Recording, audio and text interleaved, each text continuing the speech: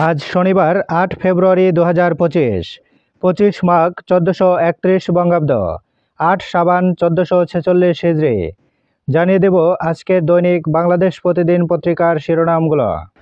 সময়ের সঙ্গে বেড়েছে চ্যালেঞ্জ, অন্তর্বর্তী সরকারের ৬ মাস, গণহত্যার বিচার, সংস্কার প্রতিবেদন, অর্থনৈতিক ব্যবস্থা, আইনশৃঙ্খলা পরিস্থিতি।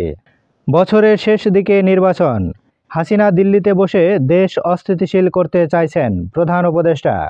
শিল্পাঞ্চলে তীব্র গ্যাস সংকট, বন্ধ অর্ধেক টেক্সটাইল মিল, পোশাক উৎপাদন কমেছে ২৫%, ৯ বছরে দাম বেড়েছে ৩৪৫%। ঐকমত্য সরকার প্রক্রিয়া শুরু, থাকবে রাজনৈতিক দল ও গ্রহণযোগ্য ব্যক্তিত্ব। লিয়াজো করতে সিনিয়র সচিব পদমর্যাদার বিশেষ সহকারী নিয়োগ। সুষ্ঠু ও গ্রহণযোগ্য নির্বাচন নিয়ে হবে কাজ। সলিমুল্লাহ খান, জন আকাঙ্ক্ষায় স্বৈরাচারের পতন। জামায়াতে আমির, উস্কানিদাতাকেই দায় নিতে হবে। পুলিশ অ্যাসোসিয়েশন, দেশবিরোধী ষড়যন্ত্রে লিপ্ত বেনজির। পুলিশের দায় নিয়ে হয়নি তদন্ত। কেউ কাটছেন রড, কেউ নিয়ে যাচ্ছেন লোহালক্কর।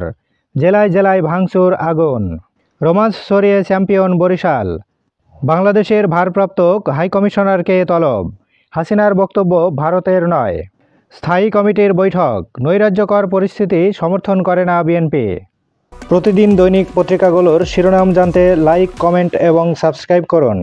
এবার শেষের পাতা। বিশৃঙ্খল ঢাকার গণপরিবহন ব্যবস্থা। মূল সড়কে ব্যাটারি চালিত রিকশা ও ইজি বাইক। হাতিরঝিলে চলছে 4 কোম্পানির অবৈধ যান।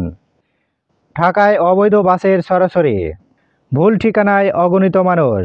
ব্যবহার হচ্ছে এনআইডি তৈরি সহ নানা অপরাধমূলক কাজ। বিশ্বে মানবিক বিপর্যয়ের আশঙ্কা জাতিসংঘের। ভোজ্য তেলে চরম অস্বস্তি, চাল, আলু, সবজিতে স্বস্তি। অর্ধশত সংসদীয় আসনে সীমানা নিয়ে জটিলতা।